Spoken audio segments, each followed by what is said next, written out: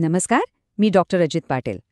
एक शालेय मानसशास्त्रज्ञ म्हणून मी अनेक पालकांना भेटतो आणि मला माहिती आहे 8 ते 11 वर्षांच्या मुलांचे पालक असणं हे कधीकधी आव्हानात्मक वाटू शकतं, बरोबर ना? कारण या वयात ना मुलांचं जग खूप खूप वेगाने बदलत असतं. चला तर मग आजच्या या सादरीकरणात आपण हा प्रवास आणखी सकारात्मक आणि सोपा कसा करता येईल हेच समजून घेणार आहोत. तर मग आपल्या सगळ्यांसमोरचा मुख्य प्रश्न काय आहे? तो हाच, की 8 ते 11 वर्षांच्या मुलांचं हे जे विश्व आहे ते आपण समजून कसं घ्यायचं आणि त्यांना योग्य मार्गदर्शन कसं करायचं. चला, याच प्रश्नाचं उत्तर आपण मिळून शोधूया. ओके, तर आज आपण काय काय बघणार आहोत? सगळ्यात आधी आपण तयारीचा टप्पा म्हणजे काय ते समजून घेऊया. मग ह्या वयात मुलांच्या विकासाचे महत्त्वाचे टप्पे कोणते असतात ते पाहू. त्यानंतर आपल्याला येणारी काही सामान्य आव्हानं आणि त्यावरचे उपाय. मग अर्थातच यात आपली म्हणजे पालकांची भूमिका काय असायला हवी आणि शेवटी मुलांना चांगल्या सवयी आणि शिस्त कशी लावायची. चला तर मग सुरू करूया. चला, मग आपल्या पहिल्या मुद्द्यापासून सुरुवात करूया. तयारीचा टप्पा हा शिक्षणाकडे बघण्याचा एक अगदी नवीन आणि महत्त्वाचा दृष्टिकोन आहे. तर हे नवीन शैक्षणिक धोरण आलंय, NEP 2020. त्यानुसार इयत्ता 3री ते 5वीचा जो काळ आहे त्याला तयारीचा टप्पा असं म्हटलंय. आता यात खास काय आहे तर बघा, आत्तापर्यंत आपण पाठांतरावर खूप जोर द्यायचो, पण आता तसं नाहीये. आता भर दिला जातोय तो संकल्पना समजून घेण्यावर, मुलं स्वतः काहीतरी करून शिकतील यावर आणि नवीन गोष्टी शोधण्यावर. याचा फायदा काय तर मुलांची जी नैसर्गिक उत्सुकता असते ना ती वाढते आणि म्हणूनच पालक म्हणून आपण शाळेतल्या या नवीन पद्धतीला घरातून कशी साथ देऊ शकतो हे पाहणं खूप महत्वाचं आहे. ठीक आहे, आता आपण वळूया पुढच्या भागाकडे. विकासाचे महत्त्वाचे टप्पे म्हणजे नेमकं काय? तर या वयात मुलांमध्ये शारीरिक, मानसिक, भावनिक असे खूप बदल होत असतात आणि हे बदल जर आपण नीट समजून घेतले ना तर त्यांना सांभाळणं खूप सोपं होऊन जातं. यातला पहिला आणि महत्त्वाचा विकास म्हणजे बौद्धिक विकास. म्हणजे त्यांच्या विचार करण्याच्या पद्धतीत आता एक मोठा बदल घडायला सुरुवात होते. आता बघा, या वयात मुलं पहिल्यांदा तार्किक विचार करायला लागतात. म्हणजे असं केलं तर तसं होईल, हा जो कारण परिणाम संबंध आहे तो त्यांना कळायला लागतो. गोष्टी वेगवेगळ्या गटांमध्ये विभागणं किंवा त्यांना एका विशिष्ट क्रमानं लावणं हे त्यांना जमायला लागतं.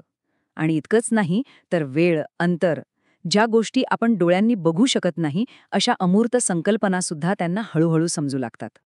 बौद्धिक विकास हा इतकंच महत्त्वाचा आहे ते म्हणजे सामाजिक विकास. कारण आतापर्यंत घरात रमणारी मुलं आता बाहेरच्या जगात, विशेषतः मित्रांच्या विश्वात जास्त रमू लागतात. तुम्ही बघाल की आता मुलांना मित्रमैत्रिणींच्या ग्रुपमध्ये सामील व्हायची इच्छा खूप वाढते. सांघिक खेळ म्हणजे जिथे नियम असतात, टीम असते, ते त्यांना खूप आवडायला लागतात. एकमेकांना मदत करणं, थोडंफार जुळवून घेणं, हे सगळं ते याच काळात शिकतात.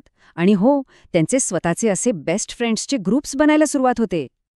आणि तिसरा महत्त्वाचा टप्पा आहे भावनिक विकास. हा खरं तर खूप नाजूक टप्पा आहे, कारण याच काळात मुलांचा स्वतःबद्दलचा जो एक दृष्टिकोन असतो ना, तो तयार व्हायला लागतो. मुलं आता स्वतःबद्दल जास्त जागरूक होतात. मी कोण आहे, मला काय जमतं, असे विचार त्यांच्या मनात येऊ लागतात आणि यातूनच त्यांचा आत्मसन्मान घडतो. बाहेरील जगाबद्दल त्यांची उत्सुकता प्रचंड वाढलेली असते. आणि हो, कोणी त्यांचं कौतुक केलं, कोणी त्यांच्यावर टीका केली किंवा मित्रांनी त्यांना खेळायला घेतलं की नाही, या गोष्टींचा त्यांच्या मनावर खूप खूप खोलवर परिणाम होतो. चला, आता आपण काही अशा सामान्य आव्हानांकडे वळूया जी बहुतेक पालकांना या वयात अनुभवायला मिळतात. आणि महत्त्वाचं म्हणजे त्यावर आपण काय सोपे उपाय करू शकतो तेही पाहूया. सगळ्यात पहिली आणि कॉमन तक्रार, अभ्यासात लक्ष लागत नाही. मुलांची एकाग्रता कमी होतीये असं वाटतं. पण काळजी करू नका, यावर काही सोपे उपाय आहेत. काय करता येईल? तर पहिलं म्हणजे घरात अभ्यासासाठी एक शांत, ठरलेली जागा तयार करा. दुसरं, गृहपाठाची एक ठराविक वेळ ठरवा आणि ती रोज पाळा. तिसरं, अभ्यासाचे छोटे छोटे भाग करा. मध्ये 5-10 मिनिटांचे ब्रेक द्या.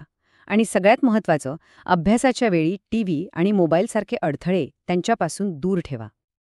पुढचं आव्हान, काही मुलांना मित्र बनवणं थोडं कठीण जातं. ती पटकन इतरांमध्ये मिसळत नाहीत. अशा वेळी पालक म्हणून आपण त्यांना नक्कीच मदत करू शकतो. उदाहरणार्थ, सुरुवातीला खूप गर्दीत नेण्याऐवजी एका दोन मित्रांनाच घरी खेळायला बोलवा. त्यांच्याशी संवाद कसा साधायचा हे शिकवण्यासाठी तुम्ही घरातल्या घरात रोल प्ले करू शकता. इतरांच्या भावना कशा समजून घ्यायच्या हे त्यांना सांगा आणि त्यांना वेगवेगळ्या ग्रुप ॲक्टिव्हिटीजमध्ये सहभागी होण्यासाठी प्रोत्साहन द्या. आता एक थोडासा नाजूक विषय, खोटं बोलणं. या वयात मुलं कधीकधी खोटं बोलतात, पण त्यांच्यावर रागावण्याआधी ते असं का करत आहेत ह्याचं कारण शोधणं खूप महत्त्वाचं आहे. साधारणपणे यामागे 4 कारणं असू शकतात. पहिलं आणि सगळ्यात कॉमन म्हणजे शिक्षेची भीती. काहीतरी चुकलंय आणि आता ओरडा बसेल ह्या भीतीनं ते खोटं बोलतात. दुसरं, कधीकधी इतरांचं लक्ष वेधून घेण्यासाठी. तिसरं, त्यांची कल्पनाशक्ती. कधीकधी खरं काय आणि कल्पना काय यातली रेषाच त्यांना कळत नाही. आणि चौथं, आपल्या अपेक्षा पूर्ण करण्याचा दबाव. ह्या दबावामुळेही मुलं खोटं बोलू शकतात. आणि आत्ताचं सगळ्यात मोठं आणि मला वाटतं प्रत्येक घरातलं आव्हान म्हणजे screen time. Mobile, TV, tablet यांचा अतिवापर यावर नियंत्रण ठेवणं हे अत्यंत गरजेचं आहे. एक मानसशास्त्रज्ञ म्हणून मी तुम्हाला स्पष्टपणे सांगू इच्छितो की या वयोगटासाठी दिवसाला फक्त 1 ते 1.5 तास बस इतकाच स्क्रीन टाईम योग्य आहे. आणि तो सुद्धा शक्यतो आपल्या देखरेखीखालीच असावा. यापेक्षा जास्त वेळ स्क्रीनसमोर बसणं त्यांच्या शारीरिक आणि मानसिक आरोग्यासाठी हानिकारक ठरू शकतं.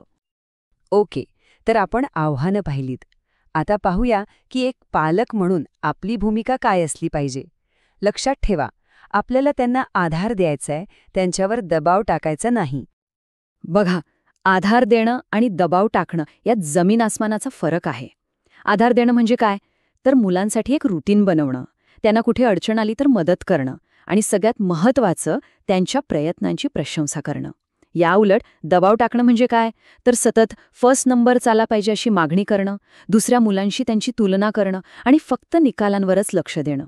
आपल्याला यातलं पहिलं करायचंय, दुसरं नाही. आणि आता आपण आपल्या शेवटच्या पण अत्यंत महत्त्वाच्या मुद्द्याकडे आलो आहोत, सवयी आणि शिस्त. आपण मुलांना जी शिस्त आणि सवयी लावतो ना, ती त्यांच्यासाठी आयुष्यभराची शिदोरी ठरते. इथे पॉझिटिव्ह डिसिप्लिन किंवा सकारात्मक शिस्त ही संकल्पना समजून घेणं खूप गरजेचं आहे. याचा अर्थ शिक्षा करणं किंवा ओरडणं नव्हे, तर याचा अर्थ आहे मार्गदर्शन करणं. घरात काही सोपे आणि स्पष्ट नियम बनवा आणि एखादा नियम मोडला तर त्याचे नैसर्गिक परिणाम काय होतील हे त्यांना शांतपणे समजावून सांगा. यातून ते स्वतः जबाबदारी घ्यायला शिकतील. चांगल्या सवयींची सुरुवात आपण गृहपाठाच्या दिनक्रमापासून करू शकतो. यासाठी 5 सोपे नियम लक्षात ठेवा. 1. अभ्यासाची वेळ ठरलेली असावी. 2. जागा योग्य असावी. 3. आधी कठीण वाटणारे विषय घ्या. 4. मध्ये छोटे ब्रेक नक्की घ्या. आणि 5. अभ्यासाच्या वेळी स्क्रीन अजिबात नको.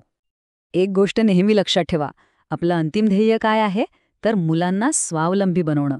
त्यामुळे त्यांना गृहपाठात मदत नक्की करा, पण त्यांच्यासाठी तो गृहपाठ कधीही करून देऊ नका. त्यांना स्वतःला प्रयत्न करू द्या.